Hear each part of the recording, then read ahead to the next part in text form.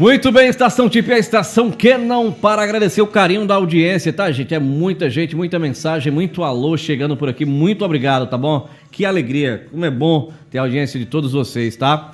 Quero abraçar aqui a Samara Reis, lá no sítio Tunga, que tá pedindo a música Chorei, de Tarcísio do Acordeon.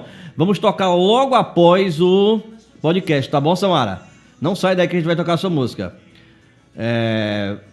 A Deusinha Bezerra, manda um alô para toda a sua família lá na Vila Tipi. Aquele abraço, pessoal do Tipi. Lucineide Pinto, pede um alô, né? Também para sua mãe Railda de João, lá no sítio Tipi. Arthur dedica música Preta Rara, MC Cabelinho, muito bem. Para Maria Bianca, lá no sítio Tipi. Vamos tocar também depois na sequência aqui, depois do nosso podcast, tá bom? Tianin, lá do Bar do Tipi, também aquele abraço. Cícera Virgínio, na rua Dr. Guedes Martins, aquele abraço. De Assis, no sítio Tunga, também tá na escuta. A Vanusa, lá na padaria Selmar, na Aurora Velha, aquele abraço. Abraçar também Cícero e Jéssica, lá na Caiçara. O Elton Vieira, lá em Caririaçu. O Carolino, lá na rua Santa Maria, né? O Teso Carolino. Pessoal na HF Construções, em geral, também aquele abraço. O Henrique Fernando. Top Lanches, lá na Vila Tipi. A professora Aparecida Alves, lá na Aurora Velha, aquele abraço. Niltinho Souza, tá lá em São Paulo. Muita gente boa de Aurora lá em São Paulo, aquele abraço. Família Pif, lá no Tipi, a Ana Beatriz. Né? A Andréia, manda um alô para sua mãe Terezinha e todos do sítio Baixa Verde. A Ana Paula, lá no Tipi, pede a música para sua mãe Lucineide, né? Não tem aqui qual é a música, mas daqui a pouco a produção traz pra gente qual é a música, a gente vai tocar também, tá certo? É a Lúcia lá na Avenida Vinoleite, Travessa Vinoleite, lá no sítio Alto da Cruz também. Pessoal no Alto da Cruz, o Reunis Nubens, lá no sítio Cobra também. É muita gente ligada, sintonizada através das plataformas digitais. Aqui, batendo um papo com a gente, tá certo? Batendo um papo virtual, né? Mandando áudio, conversando. E é o seguinte, vamos ter a nossa última sequência de vídeo. Aliás, nossa última sequência de música aqui, tá? Última sequência de música. Logo em seguida voltamos aí realmente em vídeo e áudio. Em áudio e vídeo. Voltaremos na consequência de áudio e vídeo, que é podcast, né? Que também vai ser transmitido simultaneamente através das ondas da nossa Rádio Tipi e através do meu canal aí. A gente vai estar lançando o canal também do podcast oficial. Infelizmente, nosso amigo Raul Poeta, que iria apresentar comigo, né, Raul Levi, que ia apresentar comigo, não veio por motivo de força maior, mas está na escuta lá, vai estar na audiência também. Aquele abraço, Raul. E a gente vai estar recebendo aqui o Dr. Paulo Henrique Gonçalves e o Dr. Marcos Emanuel, tá certo? Conversando um pouco sobre direito, justiça. E você que tem alguma dúvida sobre isso, também pode mandar alguma pergunta na hora do podcast, tá bom? Vamos distribuir o link daqui a 5 minutinhos para todos os grupos, para todo mundo. Bota no YouTube aí, que a gente vai estar também no YouTube, mas não sai do aplicativo não, por favor, não sai do aplicativo, que a gente tá gostando demais da audiência de todos vocês, tá certo? E vamos de música aqui, uma sequência de música muito boa aqui, e vamos também atender os pedidos musicais, tá? Vamos atender os pedidos musicais, que todo mundo aqui que mandou, que pediu alô, a gente vai estar providenciando logo após o podcast. E tem sorteio, tá bom? Tem sorteio em nome de todos os nossos patrocinadores. Quero agradecer mais uma vez os nossos amigos e amigas que estão mandando aí mensagem no 98860-6624. DDD 88, tá, gente? 88-98860-6624. Na sequência das músicas, a gente volta com o nosso podcaster aqui, tá certo? E tome assunto! Vamos de música!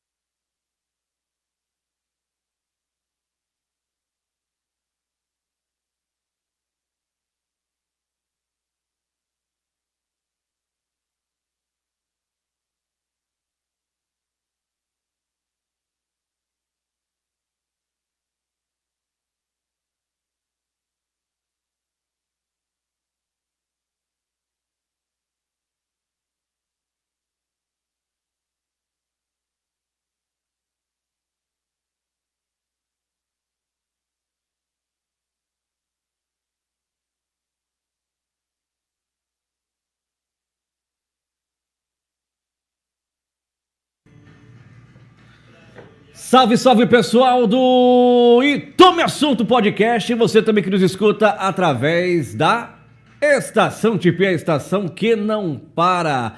Que alegria, como é bom ter a sua companhia nessa manhã, batendo recorde de audiência. Agora há pouco tínhamos mais de 300 pessoas conectadas, né?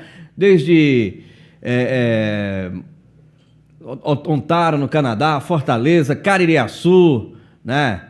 Temos também o pessoal em Maputo, Brasília, São Paulo, muita gente que mora em Aurora, aliás, que é de Aurora, que mora em São Paulo, nos ouvindo. Quero abraçar também aqui, né? Me acabou de informar que meu avô Vicente Jerônimo está me ouvindo agora. Avô, um abraço e um beijo pro senhor, tá bom?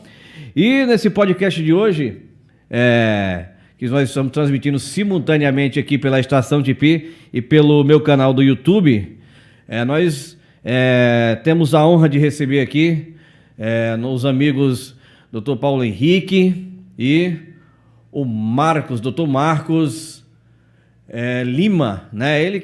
O Marcos eu conheço desde criança também, e o Paulo que me conhece também desde criança, né? Nesse sabadão aqui de inauguração, muito obrigado pela presença de vocês, tá? Muito obrigado por aceitarem o nosso convite de estar batendo esse papo e estreando o nosso podcast. É o primeiro podcast, né? Aqui do nosso sistema, digamos, da Fundação José Alves Magalhães. E a gente ter a honra de receber vocês aqui nos deixa muito envaidecidos, muito felizes, tá bom? Hoje a gente vai estar conversando sobre direito, né? Direito público, direito privado, né? Você que está nos ouvindo também aí na rádio, no podcast, você que está ligado conosco, pode mandar também a sua pergunta, de repente eles podem tirar alguma dúvida aqui, né? Sobre alguma questão jurídica aí. E, desde já, muito obrigado pela presença de vocês, seja muito bem-vindo, doutor Paulo, fique à vontade aí, o microfone é seu. Muito bom dia a todos que estão nos ouvindo e nesse momento eu passo a me apresentar, que eu sou o Paulo Henrique Leite Gonçalves, eu sou aurorense, precisamente nasci na rua Coronel Xavier, em Aurora, e sou graduado em Ciências Jurídicas e Sociais, o curso de Direito na Universidade Federal da Paraíba, né? E quando a gente faz a graduação no curso de Ciências Jurídicas e Sociais, que é o curso de Direito, então nos abre um leque de funções, cargos que a gente pode desempenhar, desenvolver com a graduação do curso de Direito, certo? E então, dentro da advocacia, assim como em diversos setores econômicos e sociais, nós temos o público e o privado. E dentro da advocacia, nós temos a advocacia pública e a advocacia privada. E para isso, para falar um pouquinho sobre a advocacia privada, eu trouxe nós trouxemos, né, o nosso colega Marcos Lima, que é professor universitário, professor de universidade do curso de Direito, e como eu sou advogado público federal, no cargo de procurador federal da Advocacia Geral da União, e desenvolvo minhas atividades junto à Universidade Federal do Ceará, a UFC, e também sou o presidente da Comissão Estadual da Advocacia Pública da OAB Ceará, em Fortaleza, e vou falar um pouco sobre as atividades advocatícias da advocacia pública, desenvolvidas dentro da advocacia pública, assim como o doutor Marcos vai lhe falar sobre a advocacia privada, certo? Lamarck, tem alguma pergunta para iniciar sobre o que devemos... Nós nos vemos ontem, né, ali na festa da AF, e eu queria começar com uma pergunta que vocês podem nos ajudar, nosso público, a desmistificar um pouco, né? Porque quem vê de fora, né, vê simplesmente o advogado, né? O advogado é o doutor fulano de tal, doutor Marcos, doutor Paulo, mas não sabe, talvez, tanto de vertentes que existem, né, como em várias outras áreas profissionais de trabalho, né? Então, assim, qual realmente a principal diferença entre a advocacia pública e a advocacia privada? Certo. Eu vou falar sobre a advocacia pública, né? A advocacia pública meu cargo, né, que é procurador federal, que eu desenvolvo a advocacia pública junto à Advocacia Geral da União, a AGU, né? E a AGU é o maior escritório de advocacia pública da América Latina, certo? Ela tem todos os ramos dentro da advocacia para atuar junto aos órgãos públicos, né? Ministérios, autarquias e fundações públicas federais. E a gente desenvolve as atividades quer dizer, o advogado-geral da União distribui através de portaria para cada advogado público e atuar em cada setor, né? No meu caso, eu estou com a portaria para desenvolver minhas atividades junto à Universidade Federal do Ceará, atuando em procedimento licitatório, trabalhando na emissão de parecer como consultor jurídico da Universidade Federal do Ceará, nos procedimentos licitatórios de compras públicas, né? Que a universidade faz suas aquisições e tem que ter um parecer jurídico, e esse parecer jurídico ele é emitido por um advogado público federal, nesse caso, que sou eu, e a gente desenvolve essa atividade junto à autarquia. Mas nós temos advogados públicos em diversos setores. Nós temos advogado público atuando junto à Prefeitura Municipal de Aurora, que é um órgão público municipal. Os advogados que atuam junto à Prefeitura em defesa do município, em defesa do bem público municipal, esse também é advogado público. Uma dúvida, o defensor público também é advocacia pública? O defensor público também é tido como advogado público que atua em defesa, assistindo vamos dizer assim, o necessitado, né? Aquela pessoa que não dispõe naquele momento para pagar um advogado. Isso também é um papel de advogado público, né? Assim como até mesmo o promotor de justiça, quando desenvolve suas atividades ao bem coletivo em situação como é que se diz, em defesa de direito público, difuso e coletivo, ele também atua nesse momento fazendo papel em ação civil pública, como nós chamamos uma ação mais direta, é um advogado público nesse momento. Está entendendo que ele pode atuar como custos legis e pode atuar como um advogado público em alguma situação. Isso é o sentido macro, né? O sentido amplo da função da advocacia pública, está entendendo? E o procurador do Estado é um advogado público na atuação do Estado, em defesa dos interesses do Estado, tanto na parte tributária como na parte administrativa, está entendendo? E até mesmo atuando em defesa de um agente público, atuando em defesa de um agente público em alguma ação penal, que aquele servidor público atuou e, em certo momento, podemos fazer a defesa na área penal. Mas só que sempre o direito perseguido nessas ações públicas, ele tem um viés de tratar o interesse público, seja ele municipal, estadual ou federal. Está entendendo? Nas fundações e autarquias públicas federais. Está entendendo? Você, Marquinhos, por favor, você fala aí sobre um pouquinho da advocacia privada para nós. Bem, bom dia a todos. Gostaria de começar cumprimentando aqui o Lamarck, Dr. Paulo Henrique, a equipe e todos e a cada um de vocês que acompanham aqui a estação, TIPI e o podcast. É um prazer estar aqui, inclusive nesse programa inaugural. Há quase 10 anos eu deixei aqui a cidade de Aurora em busca de oportunidades, buscando uma formação, buscando melhoria profissional e também pessoal. Sou bacharel em Direito e bacharel em Administração, ambos pelo Centro Universitário Paraíso.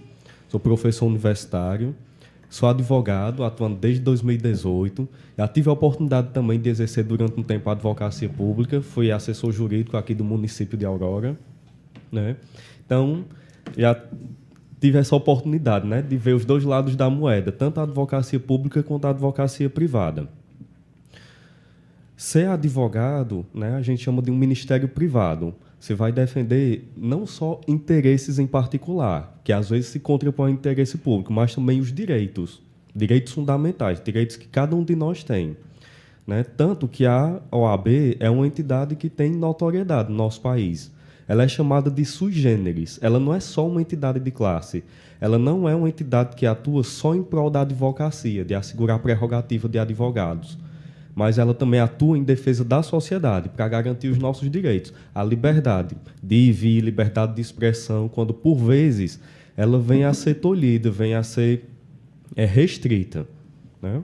Então, é um ponto bem interessante, né? As pessoas normalmente procuram um advogado quando tem algum problema, quando o problema surge. Mas o nosso trabalho também é de orientação. É garantir que a pessoa seja bem instruída sobre seus direitos para que possa vir exercê-los e evitar que alguém venha tirá-los, né? Por exemplo, algo como direitos do consumidor, né? Muitas das pessoas por vezes não têm conhecimento a respeito daquele direito de troca, direito de substituir o produto. Nosso trabalho também está orientando, não só quando acontece um problema, mas para evitá-lo, né? Por exemplo, relações entre empregado e empregador. A atuação do advogado não é somente naquele momento em que há um embate, mas também pode acontecer dentro da empresa, orientando cada um para garantir que o direito de todos seja respeitado, né? O direito do empresário, o direito do empregador, tanto quanto o direito do empregado. Porque, afinal de contas, o direito não é um instrumento de conflito.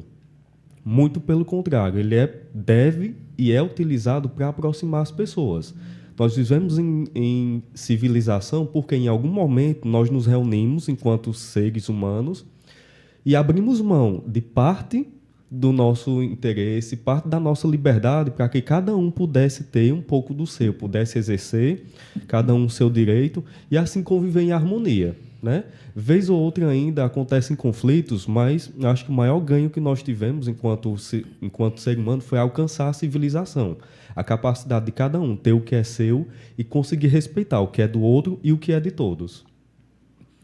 Muito bem, como é que vocês... eu vou trazer uma pergunta aqui, né, com relação nós temos aqui o Dr. Paulo, que já tem um certo tempo de experiência, você um pouco mais jovem, né, o Dr. Marcos, e hoje em dia, com a ascensão das faculdades, né, dessa facilidade que está tendo para as pessoas se graduarem, isso é muito bom, né? Mas é como se estivesse havendo um inchaço, assim, né, dos profissionais, assim, e a advocacia é uma profissão muito buscada, né? Até pelo status de doutor, né? Muita gente acha bom dizer que é doutor, né? E a gente sabe que, claro, tem profissionais e profissionais, mas realmente, de uns tempos para cá, houve um certo, assim, inchaço da profissão, né? A própria cidade que a gente vê, né? Como é que vocês veem isso, né? Como é que você observa essa questão da política de financiamento, por exemplo? E aqui eu já trago outra questão. Muito se falava sobre a questão da privatização do ensino público,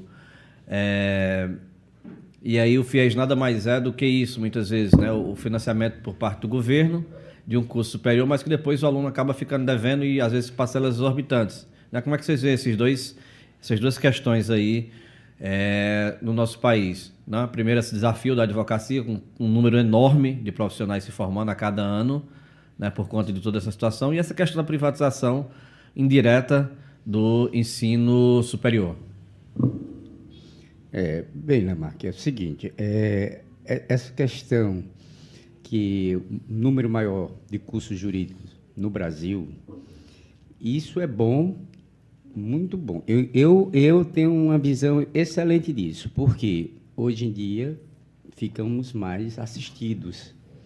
Nós temos muitos profissionais do direito, muitos advogados privados, vamos dizer assim, atuando, e a clientela necessita de assistência, ou quer dizer, aquele cidadão que vive assim à margem, mais distante,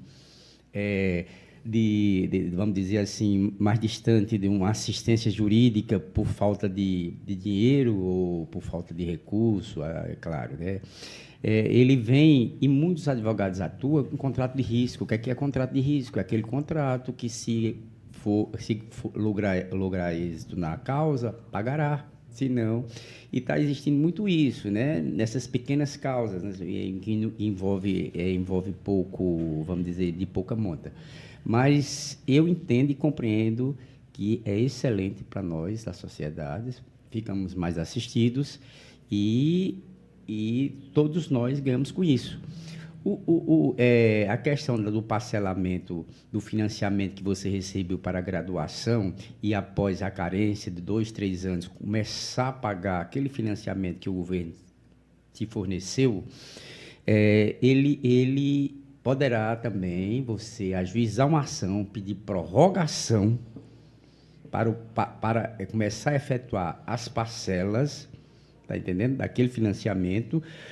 E como também o parcelamento é muito suave, tá entendendo? Você, na advocacia privada, você, sendo bem organizado financeiramente, poderá pagar, honrar seu compromisso de financiamento, tá entendendo? Porque o Marcos até falou, agora o doutor Marcos, meu colega aqui, falou sobre a advocacia privada. Mas o que diferencia a advocacia pública da advocacia privada é basicamente que o advogado público atua em defesa dos interesses municipal, estadual e federal, sempre vendo o interesse desses três níveis de governo, tá entendendo? Já o advogado privado, ele é contratado por uma clientela, vamos dizer, uma sociedade, por uma empresa, por um particular. Esse atua particularmente, a gente chama de advocacia privada porque atende esse interesse privado, seja de uma sociedade, de uma empresa, de um cidadão, está entendendo? E aí, praticamente, a separação da advocacia pública e da advocacia privada é essa.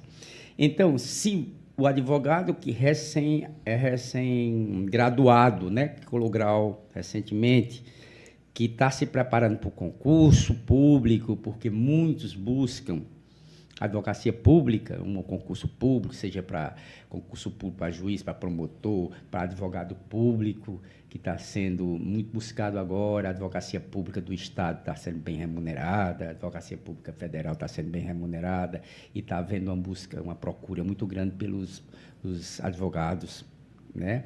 Mas existe também bancas da advocacia privadas que rende muito dinheiro, que é isso que muita gente busca, né? E a gente deve mesclar essa questão de buscar o financeiro, vamos dizer, buscar o dinheiro, buscar a remuneração, buscar o sustento para si, sua família e os seus mais próximos, mas sempre também olhar a parte social, tá entendendo? A gente não deve se graduar, seja no direito ou qualquer uma graduação, se profissionalizar, e sempre aquela busca financeira. A gente tem que também ver o alcance social daquela sua profissionalização, daquela sua profissão que você também pode ofertar à sociedade, está entendendo? Marquinhos, complemento, por favor. Tomando aqui o gancho do que o doutor Paulo Henrique falou, cada vez mais tem se falado da humanização das profissões, né? Tanto na área do direito quanto em outras áreas, né? Sobre essa proliferação dos cursos de direito, das instituições, né? Tem o ponto positivo, levar o conhecimento a áreas que antes não se chegava, né? Como, por exemplo, há uma época atrás, que para você buscar uma oportunidade de ter uma formação superior, tinha que ir para a capital, tinha que ir para outro estado, com um número limitado de vagas. Agora, não. Com essa proliferação do ensino superior, você tem acesso a diversas oportunidades. Com o ensino EAD, você pode estudar sem sair de casa, né? Com exceção, é claro, algumas restrições que o próprio Ministério da Educação faz para alguns cursos superiores, que não podem ser completamente à distância, né? Uhum. Mas, enfim, a esse respeito também, como o próprio Lamarck falou, existem profissionais e profissionais. Naturalmente, existindo uma quantidade maior de cursos superiores, existe uma quantidade gigantesca de profissionais sendo formados semestralmente, né? A OAB já contabiliza quase 2 milhões de advogados inscritos, com inscrição ativa. É pouco ainda para a realidade do país? É muito. É muito? Né? Como já é muito dito. O Brasil tem mais faculdades de direito do que o resto do mundo. Você pega todas as faculdades de direito do mundo e o Brasil ainda tem mais. Né? Muitas universidades. Mas isso daí também traz à tona um desafio. O que lhe diferencia enquanto profissional? O que é que torna você diferente dos outros quase 2 milhões de advogados? Né?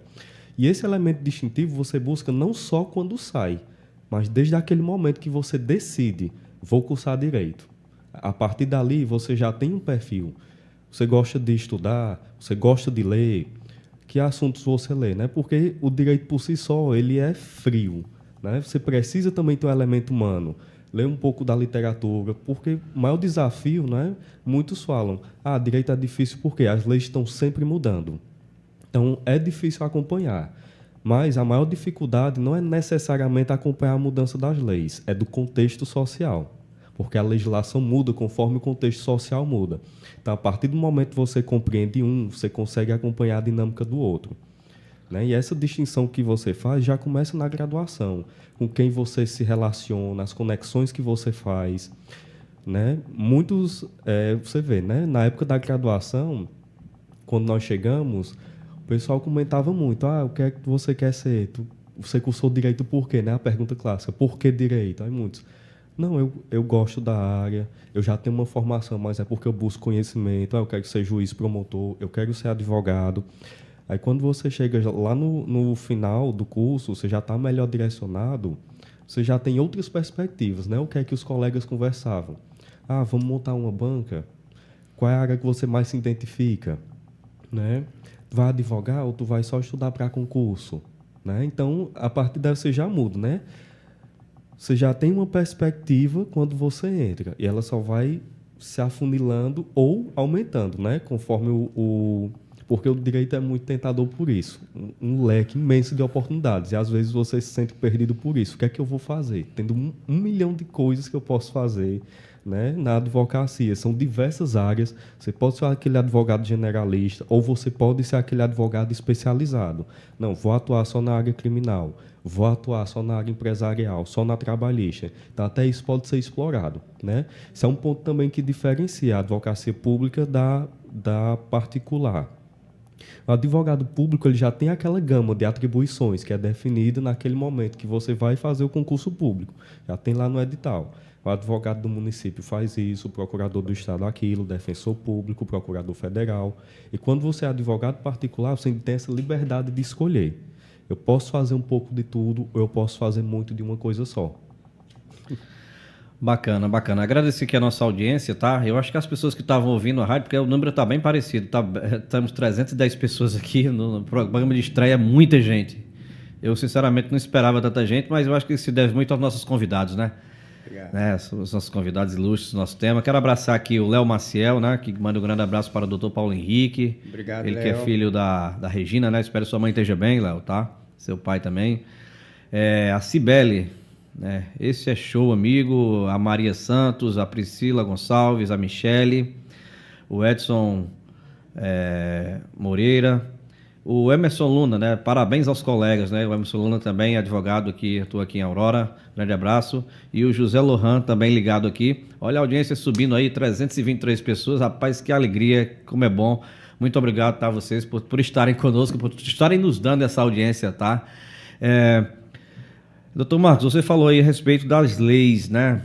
E as leis são coisas que são muito discutidas, principalmente na questão do senso comum, né? As pessoas falam muito uma frase, a polícia prende, a justiça solta, né? A questão dos direitos constitucionais, que eu acho que não sei quanto por cento, mas pouquíssimos são realmente obedecidos, né? Os direitos básicos que eu estou falando, como lazer, educação, saúde, né? Sim.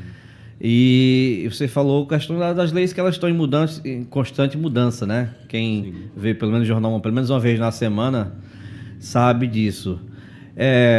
Por que vocês acham assim? A que se deve essa... Eu sei que é macro, né? É todo um complexo, né? Mas qual o ponto central do não cumprimento exatamente das leis no nosso país, assim, de maneira sendo bem generalista aqui na minha pergunta, bem leigo mesmo, assim, para que a nossa audiência que está em casa possa se debruçar com relação a isso?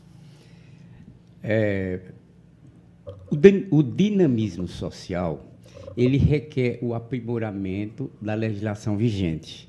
Nós vivemos em momento social que requer situação que seja adequada, e essa adequação se dá através da legislação. Veja bem, nós estamos hoje no mundo trabalhando muito a situação da inclusão, uma inclusão social. Vamos lá. A situação das cotas, ela é uma inclusão. E isso requer uma legislação para que sejam incluídos esses que viviam à margem de certa situação social. Está entendendo? E isso requer a adequação da lei. Você falou a questão de não cumprimento da lei. Veja bem, você falou que a polícia solta e o judiciário solta. A polícia prende, desculpa, perdão, pessoal. A polícia prende e o judiciário solta. É justamente aí que está o cumprimento da lei. Às vezes, a polícia, quase sempre, a polícia prende vamos dizer, aquele cidadão que estava em estado de primariedade. É primário, mas aí ele também tem uma profissão, ele tem residência fixa, e depois, na audiência de custódia, se verifica tudo isso e o juiz, bem, o crime é X, é de um potencial não tão agressivo, e verifica a necessidade de não lotar a situação, lotar mais os presídios, né? Ou as cadeias provisórias. Então, vamos pôr em liberdade e vamos processar, vamos tramitar, vamos dar seguimento ao processo e ele respondeu o processo em liberdade. E é um processo bem lento, né? Agora, a gente vê, é um processo bem lento, sim. E até ele ser condenado tem a presunção constitucional de inocência. E isso ninguém pode tirar, é constitucional. Ele tem aquela presunção de inocência até a condenação transitada em julgado, veja bem. Mas nós encontramos, às vezes, certas aberrações que o judiciário faz. Não sei como, nem situação, mas eu veja bem. Recentemente, eu vi um caso que foi um estupro em uma certa praia Paracuru, uma menina lá de 16 anos. E um crime como estupro não daria a liberdade provisória, não sei como foi, na custódia o rapaz lá, o infrator, o delinquente foi lá e vai responder o processo em liberdade. Isso fugiu assim um pouco, assim, bem, eu não sou da área criminal, mas isso me pegou assim meio de surpresa com essa situação. Mas aqui um caso ou outro que vê essa situação. Mas a situação mais correta é da aplicação da lei, como você disse, foi preso e o judiciário soltou. O judiciário soltou na aplicação da lei, em cumprimento da lei, na verificação. Está entendendo? O Marquinhos vai completar aqui, que ele é professor e entende muito bem de direito criminal. Eu já vou trazer um gancho aqui para ele também, além disso aí, né? Que o senhor falou a respeito do preso, né? O sistema penal, né?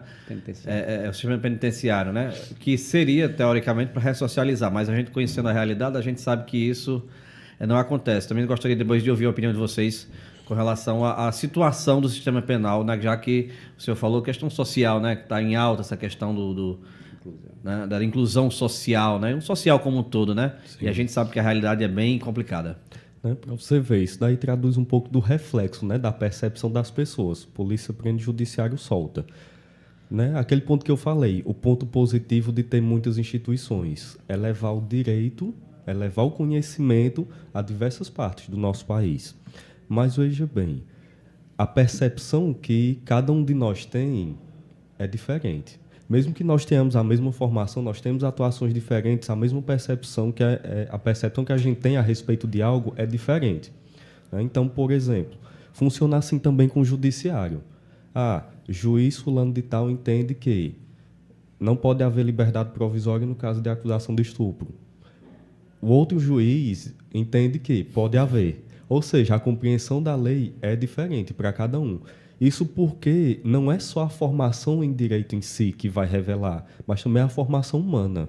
Aquilo que você acredita, né? Aquilo que... E o direito é uma ciência social. A ciência social não é uma ciência exata. Eu não penso igual a Lamarck, eu não penso igual a Marcos. Está entendendo? E essa mutação de pensamento dentro do direito é que nós vamos fazer. Nós temos os tribunais para pacificar esse entendimento.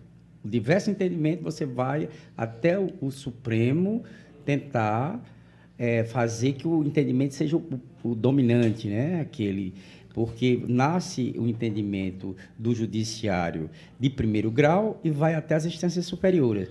Essas instâncias estão lá para dizer isso, é aquilo, e firmar um entendimento, pacificar aquele entendimento para todas as aplicações. Pode completar, Marquinhos. E ainda assim há esse dinamismo, não é? Do mesmo jeito que a sociedade muda, os anseios mudam, o judiciário, vez ou outra, também muda, né? Esse entendimento. Justamente porque cada caso é peculiar, cada caso é um caso, né? Não é porque fulano foi acusado disso, né, e fulano foi acusado daquilo, que os dois vão receber o mesmo tratamento. Questão de interpretação, é isso? Isso, questão de interpretação e a peculiaridade do caso, não é? Eu recebi um produto com defeito, fulano recebeu um, processou e ganhou, por que é que eu não? Acontece muito isso, doutor, é causa ganha, né? Quando chegam para mim. Depende. Depende, primeiro, da circunstância e das provas que tem, porque não é simplesmente, né, processar por processar, acontece muito. E isso, inclusive, revela a nossa cultura de judicialização. É por isso que o processo corre de forma lenta, porque a gente processa muito, a gente judicializa muito. Tem uma questão, né? Parece que, às vezes, nós perdemos a capacidade de dialogar entre si, dialogar conosco. Não vou resolver isso, não vou conversar com ele, não, vou processar e a justiça resolve. É a justiça que é a primeira coisa que faz em um processo particular, conciliação. Ou seja, tentar trazer à tona aquela capacidade que a gente tem de resolver as coisas com um profissional mediando a situação, né? Mas por que isso aconteceu? Mas não é possível você ceder isso, você reivindicar aquilo, tudo isso para garantir de uma forma pacífica, né? Aí, às vezes, quando não tem a conciliação, né, não. Aí o processo segue seu caminho regular e a particularidade do caso vai revelar, né? Isso também mostra um pouco da nossa cultura a respeito do sistema penitenciário, né? Já o gancho você falou. Às vezes, né, a gente tem aquela concepção, tem aquele sentimento de vingança, né? Eu já fui assaltado, né? Não aqui em Aurora, né? Graças a Deus, a criminalidade é baixa. Mas lá em Juazeiro já fui assaltado, já levaram meu relógio, já levaram meu celular. E naquele momento que lhe subtrai uma coisa que você trabalhou para adquirir, só vem o quê? Aquele sentimento de angústia, de frustração e por vezes de vingança. Um cara desse merece ser morto, merece ser preso, né? E é um pouco do que a cultura traz, de que a justiça só está sendo feita se o camarada é processado e é condenado por isso. A função é ressocializar. Mas vamos lá, tem todo um caminho até que haja a condenação. E após a condenação, no mínimo deveria existir, né, uma outra alternativa, para que possa se alcançar o objetivo. Eu me sinto privilegiado porque atuei em um processo criminal e eu tive a oportunidade de ver, né, o cliente ser ressocializado. Ele foi acusado do crime, né, foi processado, começou a cumprir pena, e aí, depois de um tempo, ele foi posto em liberdade, né, assegurado o direito dele, e o que foi que ele fez? Buscou o EJA, foi terminar o estudo, buscou um trabalho, hoje ele já está trabalhando, né, então esse é um dos privilégios que eu considero ter, ou seja, alguém que realmente acreditou, não só no sistema em si, mas acreditou em si mesmo, acreditou que aquele não é o caminho. Sofreu as consequências, né? Percebeu a gravidade que é e o quanto é ruim estar lá dentro. Né? Você vê, é uma coisa bem diferente. Você é um advogado, por exemplo, né? Tem essas nuances também da advocacia. Que tipo de advogado você quer ser? Né? Quando você é advogado criminalista, não é só estar dentro do escritório bonitinho, você também vai a campo. Aconteceu um crime, o cliente foi acusado. Você vai acompanhar, né, a investigação da polícia para saber se está sendo conduzido da forma correta. Você vai até a delegacia, conversar com o delegado, acompanhar os procedimentos que foram apurados. Você vai também, quando o cliente já está preso, até a penitenciária, que é um lugar que, se puder evitar, é sempre bom, não é? Porque é bem diferente. Lá dentro, a perspectiva é outra. Isso a partir do relato do cliente, né? Eu não quero estar aqui, eu não aguento estar aqui. Isso não é para mim. Eu quero voltar para minha mãe, quero voltar para os meus irmãos, eu quero uma vida melhor. Né? Isso é um privilégio que eu acredito que poucos puderam ter enquanto advogado. Né? Então, várias questões surgem a partir daí. Né? Outro ponto também, você falou a respeito do financiamento, né? Que eu não tinha comentado. também a partir da legislação. A legislação foi modificada a ponto de garantir que houvesse um financiamento dos estudos, e vez ou outra essa lei tem modificação, para alterar a alíquota de juros, para alterar prazo de carência, para garantir melhores condições, né? E tem um ponto que vai além do direito. Como é que você mencionou, né? A pessoa sai endividada. De fato, né? Você tem uma dívida agora. Mas de que forma, né, o governo municipal, estadual, federal assegura que você tem condição de empregabilidade para você quitar a sua dívida? Não, beleza, você se formou.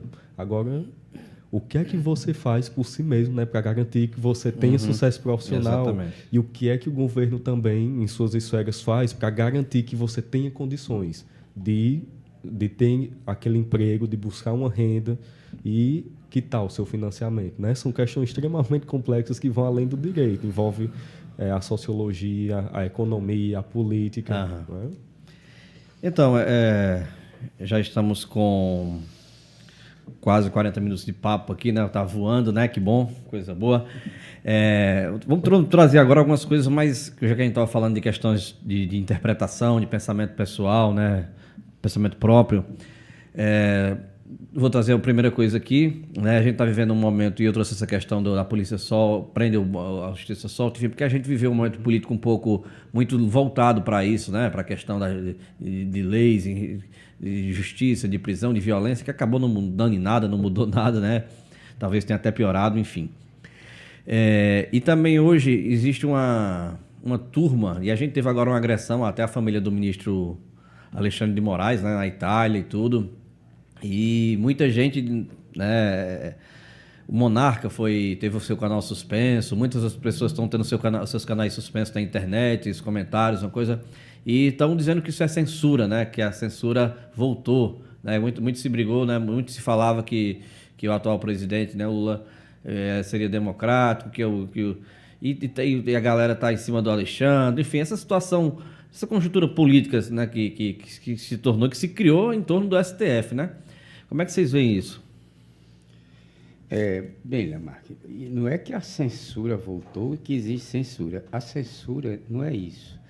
Isso, você tem que ver o limite da liberdade que você tem que ter de falar sobre certa situação social. Essa liberdade não me dá, não te dá, não nos dá o direito de eu te agredir, tá entendendo?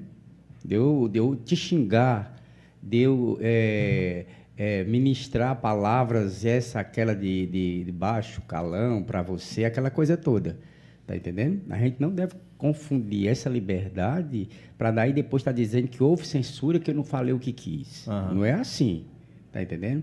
O que está existindo hoje na nossa sociedade, e eu acho que numa sociedade como o mundo todo, na sociedade em todas as nações, é que nós estamos assim com a situação do ódio, da bilis, muito acentuada. Qualquer coisa você se exalta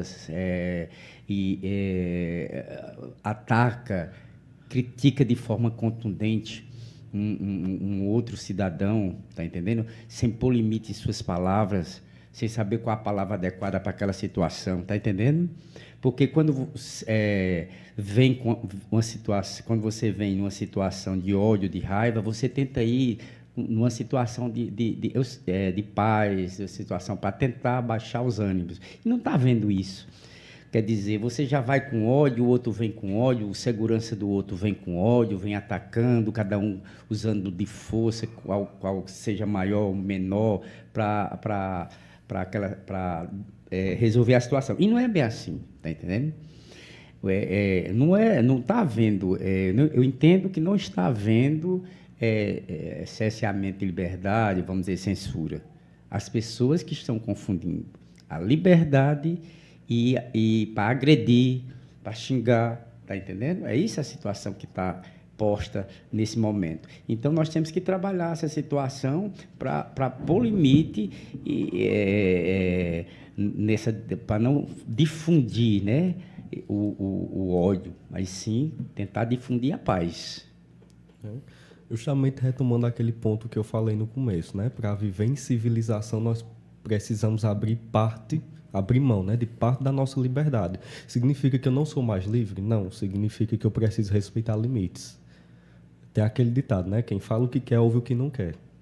Mas aí a gente impõe um limite para evitar que qualquer um possa falar algo que venha a lhe ofender. Tenho total liberdade para discordar de você e você discordar de mim, mas existe algo chamado respeito, que deve nortear essas relações. Né? Infelizmente, né, o contexto político do ano passado aflorou muito isso, essa polarização, como se só existissem dois lados, como se só existisse certo e errado, né? Como se, né, é luz e escuridão, não existe a penumbra, não existe a sombra. Né? E aí, infelizmente, isso leva a outras consequências. Por quê? Do mesmo jeito que a política dividiu, né, aflorou o ódio, e aí as pessoas associam muito a isso. Ah, mas você apoia candidato tal, você é comunista. Ah, você apoia candidato tal, você é fascista. Ah, comunismo é ditadura. Primeiro que são duas coisas completamente diferentes. Comunismo é um sistema econômico. Ditadura é um regime político. O que é um regime político? É a forma como a política rege a nossa vida. Quando ela é uma ditadura, ela impõe. Ela realmente cerceia a liberdade até onde pode. A ponto de lhe dizer que horas você entra ou sai de sua casa e o que você faz dentro dela. Nós vivemos num regime político que é democrático, onde cada um tem liberdade para viver a sua vida, mas respeitando o limite de não invadir a liberdade do outro, a intimidade do outro. Né? Por exemplo, o que acontece dentro da minha casa, fica lá. O que eu faço dentro da minha casa. E, do mesmo jeito, o que acontece na casa do outro, fica na casa do outro. Obviamente, né, muitas pessoas não têm a capacidade de compreender que existe limite, existe respeito, né, mas nós buscamos sempre isso, alcançar isso. Né? Apesar de ser advogado, né, de minha renda vindo dos processos, eu sou muito pacifista, muito diplomático, porque eu acredito que o melhor caminho é o diálogo. Porque quando você entra em uma disputa judicial, a intenção não é a tendência não é que as coisas vão caminhando para uma resolução. Não, você está incentivando uma cultura de conflito. Resolvi processar. Ah, eu processei fulano de tal e ganhei. Aí outra pessoa vem com o mesmo problema, eu vou processar também. Né? Tem muito isso. Aí chega muito para mim, doutor, eu posso processar? Pode, agora você tem provas? Processar pode, né? Exatamente. Ah, eu tropecei na calçada, eu vou processar aqui o dono da casa, porque ele não fez manutenção na calçada, eu caí por causa dele. Processar pode? Pode. Agora existe o limite da razoabilidade, né? Do mesmo jeito, tem profissionais e profissionais. Quando você é advogado, você também é o primeiro juiz da causa. Você avalia. Porque, a partir da prática, da experiência, você já sabe aonde aquilo vai levar. Né? Muito bem, quero abraçar aqui a nossa audiência mais uma vez. Abraçar a Paulinha de Pedoca, né, que está dando os parabéns aqui para vocês. Tá? Um grande abraço, Paulinha. Obrigado pela audiência. E todo mundo que está ligado aí também na Estação Tipi, tá certo online, no Brasil e no mundo. Aquele abraço. A nossa penúltima pergunta aqui é uma pergunta que tem sido coisa um pouco polêmica, né? Que muito se fala quando se fala de violência, tudo isso. É a questão da redução da idade penal. E eu gostaria de saber a opinião de vocês. Vocês são contra, são a favor da redução da idade penal para 16 anos? Vocês acham que isso pode ajudar a resolver de alguma forma, a amenizar a situação da violência no país, como muitas pessoas acham, claro, outras também são totalmente contrárias? É pergunta excelente essa pergunta, viu, Lamarck, porque eu já escrevi um artigo sobre a redução da idade penal, porque eu sou a favor. Eu sou a favor, não era. No artigo discorri bem esse tema, e porque nós tivemos redução em alguma situação, como para a questão da escolha dos nossos, daquele político tal, político para aquele cargo, né, para a eleição. Então, eu entendo que podia, nesse artigo eu esclareci que podia ter haver o menor também, de 16 anos, poderia ser penalizado e teria um atenuante, uma coisa, situação dessa, né? Verificar a situação e ele não podia ficar impune como hoje está, né, como é apreendido e aquele negócio todo, o termo todo está totalmente trabalhado diferente, né, para a situação. Então, nesse artigo que foi publicado na revista Café e Justiça, em Fortaleza, eu esclareci bem esse tema. E um colega meu, que é defensor público do Estado, escreveu a situação diferente. Mas eu sou a favor, eu acho que deve haver uma punição de 16 anos, tratada de forma diferenciada de 16, 18 e 21, está entendendo? Aham. E no escalonamento dessas idades. E porque nós já, biologicamente, já está mais ou menos comprovado que nós temos discernimento para escolher os nossos gestores, seja municipal, estadual, federal, nossos representantes parlamentares, né? Então, pegando essa situação, também trazemos agora para o direito, para a justiça e para a aplicabilidade de certa pena de 16 a 18, certa pena de 18 a 21, e aí poderia subir mais, tá entendendo? Se o Marquinhos quiser completar aí, fica à vontade. Né? Agora eu vou pedir licença para discordar do colega. Né? Veja bem, quando se fala em redução da maioridade, tem sempre um comparativo também, né? Outros modelos, a outros países. Mas veja bem, é uma cultura diferente. Que é o nosso direito comparado, né? Sempre o Brasil... Exatamente. Eu, particularmente, acredito que não é viável essa importação de modelos. Porque os Estados Unidos faz, porque a Inglaterra faz, né? Por exemplo, porque a Itália faz, nós devemos fazer. Tem que observar o anseio social, a dinâmica, o contexto, né? Os argumentos que o Dr. Paulo Henrique trouxe são válidos, né? É um ponto de vista, mas, particularmente, eu acredito que deva haver mais um fortalecimento da educação, do respeito. Por que é que a criminalidade surge, né? A partir da falta, da carência, né? Isso, se pessoas são marginalizadas, vivem em situação de fome, de pobreza, elas têm uma tendência maior. Isso significa que toda pessoa que é pobre é criminosa? Não, de forma alguma. É um contexto e também envolve escolhas pessoais. Do mesmo jeito, né, que o cliente que eu tive, ele foi por um caminho e depois escolheu outro, nós temos a capacidade de escolher o que é melhor para nós, né? Por exemplo, algo que eu não compreendia antes, por que as pessoas abandonam a faculdade? Porque, eu não gostei do curso. Cara, mas tu está tão perto de se formar, mas é a partir de uma identificação pessoal. Não, eu realmente acho que isso não é para a minha vida. Mesmo jeito, né, a redução da maioridade. Não acho que nesse momento possa ser um caminho, mas deva ser algo a ser conversado, a ser pensado, né? Existe uma criminalidade considerável para quem está abaixo de 18 anos? Existe. Tanto é que organizações criminosas têm entre seus integrantes pessoas menores de idade. Por quê? Passa abaixo do radar. Né? Aquela pessoa que é insuspeita. Você vê um menor transitando, né, por algum lugar, você não vai ter aquela malícia de acreditar que ele está fazendo algo. E aí, infelizmente, né, associações, organizações criminosas exploram isso. A capacidade dessas pessoas menores de idade serem insuspeitas, né, passarem abaixo do radar. Então, aí, eu acredito muito mais em existir outros mecanismos para coibir isso do que propriamente reduzir a maioridade, né? Mas é um ponto sensível. E acredito que algumas pessoas pensem também o seguinte, só pagando para ver, né? Muito bem, eu também sou contra, né, porque eu não acredito no sistema penal que ele possa recuperar. Enfim, mas para a gente finalizar aqui, já agradecendo a vocês, né, pela disponibilidade, pelo tempo, de estar conosco, batendo esse papo, estar conosco nesse dia especial aqui da Estação Tipi, do nosso podcast. Vocês moram fora, mas sempre estão aqui, né? Está aí com a camisa da AFA. E, assim, Aurora, para vocês, para a gente finalizar. Aurora para cada um. Estão lá, estão cá, saíram, foram estudar, estão voltando, tem família, tem parente. Aurora para cada um, para a gente finalizar aqui. Eita, excelente pergunta, Lamar. Muito bem, gostei dessa, viu? Bem, Aurora para mim é assim, eu saí de Aurora e a Aurora, eu gosto de dizer, ela não saiu de mim. Bem, sempre que possível eu estou aqui. Eu tenho minha mãe, meu pai já faleceu, mas minha mãe mora aqui. Então, eu tenho sempre essa necessidade de visitá-la. Assim como gosto de visitar a Aurora.